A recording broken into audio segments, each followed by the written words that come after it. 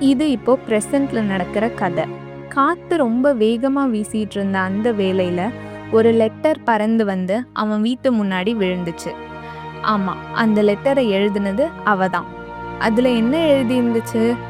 அவ அதுல எழுதியிருந்தா, "நீ என்னை 10 வருஷத்துக்கு முன்னாடி விட்டுட்டு போன அதே இடத்துல தான் நான் நிக்கிறேன். அந்த நாள் இன்னும் என் மனசுல அப்படியே ஞாபகம் இருக்கு. நான் என்னோட ஃபீலிங்ஸ் எல்லாத்தையும் மறைக்க நினைக்கிறேன், ஆனா என்னால முடியல. நான் வேற எதுவும் சொல்றதுக்கு முன்னாடி, நீ எப்படி இருக்க? எங்க இருக்க? நீ இந்த லெட்டரை படிக்கிறியா? இல்ல நீ இந்த லெட்டரை கிழிக்க போறியா? நீ சந்தோஷமா இருக்கியா? சோகமா இருக்கியா? இல்ல நீயும் என்ன மாதிரி உன்னோட ஃபீலிங்ஸ் எல்லாத்தையும் மறைச்சிட்டு இருக்கியா?" இதான் அந்த லெட்டர்ல எழுதியிருந்துச்சு. இதை படிச்ச அவனுக்கு ஒண்ணுமே புரியல. என்ன பண்றதுன்னு தெரியல.